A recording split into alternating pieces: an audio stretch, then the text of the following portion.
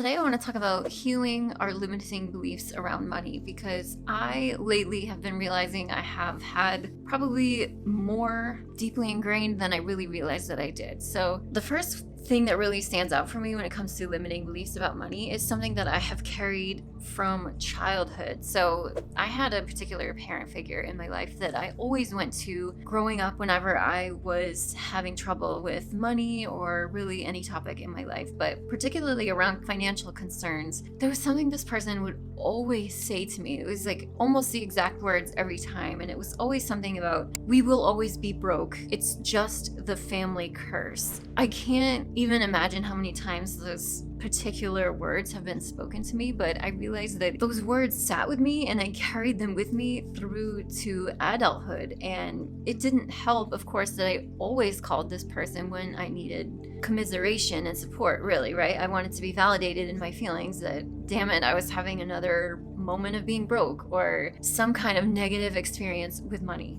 It just always left me with the belief that I would never have enough money, or if I ever did, something would always happen that would take that money back away from me. And that mindset really held me in my last job for far longer than I should have stayed there for mental reasons. And you guys saw me grapple with that decision, how I didn't want to walk away from that job because I felt like giving up that salary meant that I would immediately slide back into poverty and just be right back in that cycle of being broke. But obviously the reality was that that's not the case at all. The reality is I'm doing just fine. I still have plenty of money every single pay period to save and invest and continue working on my financial goals. So clearly I've been diving deep into my feelings over here with all this new free time and mental clarity that I have, which has been so lovely, but it's really bringing to light all of these old mental narratives that I've been carrying around with me, and really taking a chance on myself, facing my fear and quitting that job has allowed me to see the other side, and that maybe there was not all this truth to these things, these thoughts, these beliefs, these feelings that I've had for so many years. So I think it's worth taking a moment and checking in with yourself and asking yourself, are you carrying around any old outdated narratives or scripts that are no longer serving you in this season of your life? Maybe they did in a time, and if you do have any old narratives, it's okay, but just trust yourself that you're learning to do better and learning to be better. You can't go from having a limiting belief that you're always going to be broke to overnight suddenly you're mentally healthy and everything's fine going forward. There's a lot of learning and steps, a whole process that happens in between. Eventually, there's an inflection point where your confidence outgrows your fears so that you can start taking the steps to make change. Sadly, not the case for my parental figure, and there has been plenty of opportunities where people have tried to help, but sadly, you can't always learn something just by hearing it from someone else. You have to experience things for yourself, myself included, with this whole financial journey that I've been on. Part of me unlearning these scripts was taking control over my finances over the last 5 years and really diving into budgeting and investing and learning about retirement accounts and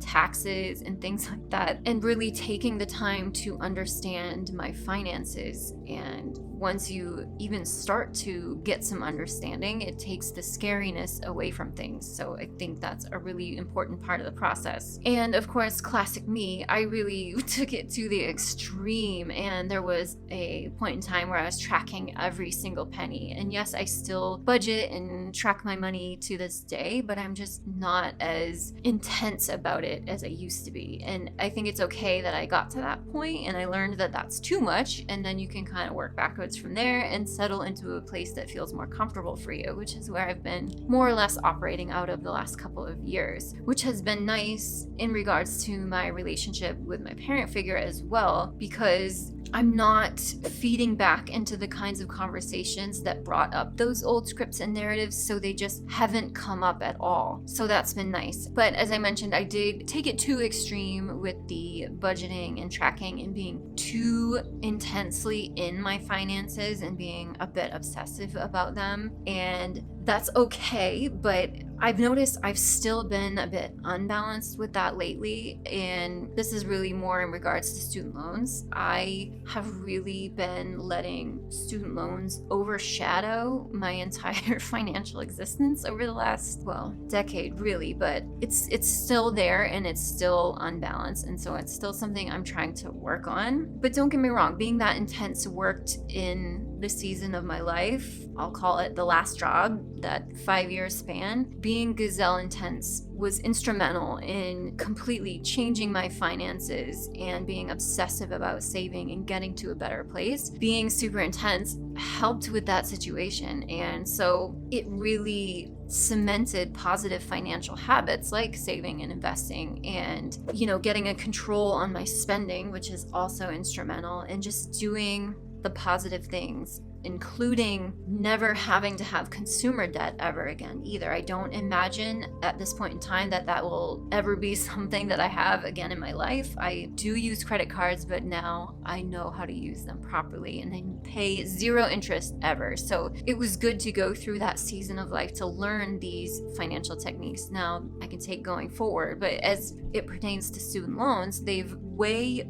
overtaken the focus of my finances, and becoming debt-free and out from under the student loans has been the basis of everything the last couple years, including this channel. So to be honest, I feel that shifting going forward because I do want to be more balanced. I want to shrink down my focus of student loans a little bit so it's not overbearing. Don't get me wrong, I'm always going to be paying for them. I will continue to pay for them, pay them off, pay extra on them when I can, but just talking about them all the time and keeping them in focus. Again, it's that self-fulfilling prophecy of limiting beliefs. So I keep talking about and focusing on these loans and the fact that they're ruling my life. That will continue to be my reality, right? So I'm not going to do that anymore because they don't need to be the forefront of my reality. They're not the forefront of my reality. So going forward, I'm going to be certainly still keeping you guys up to date on my student loans and any money I pay towards them, of course, but it's just I'm going to be incorporating other things as well, such as investing, and I'm diving more heavily into investing in real estate in particular. And I mentioned in a recent video that I am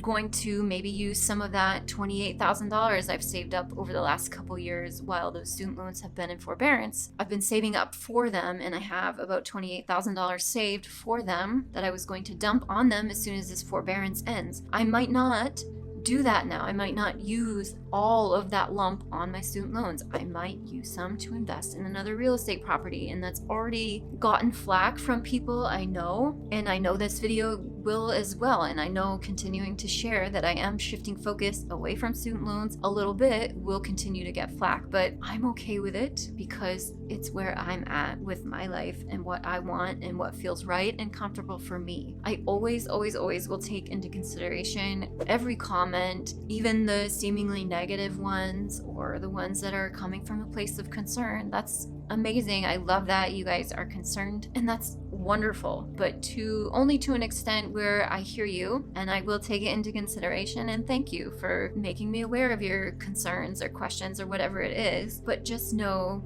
I'm going to still do what's right for me. And I know in some of the negative comments, which is not my normal subscribers, of course, but in some of the negative comments, I know that's just coming from a place of fear and limiting beliefs from other people based on their experiences. And so they're very valid concerns for them. They just may not be valid for me and my life, in my opinion, and that's okay. Everybody's financial journey is different. Everybody's everything journey is different. So everyone's entitled to their opinions, but I'm just gonna take them with kindness, peace, and love nowadays. And I love it. Always share your concerns. And even if it's not something that pertains to me directly, I'm always learning from the comments as well. So I know other people can learn from whatever you guys share. That's amazing. So that's just a little bit on where I'm at with healing my limiting beliefs on money at the moment. More to come, I'm sure, as I continue to have more time to think over the last 5 years of just fight or flight mode. So thank you for bearing with me through that. As always, I love hearing about where you guys are at with your financial journeys. And I know we haven't talked a ton about these kind of limiting beliefs, but let's talk about them. them. Let me know down in the comments, what things do you find yourself telling yourself, or what did you hear? What impressions do you have from childhood that have impacted your financial adulthood or wherever stage you're at currently? I love to hear about it. So thank you guys so much for watching. As always, I'm going to keep you updated regardless on student loans and everything in between. So I will see you guys in my next video.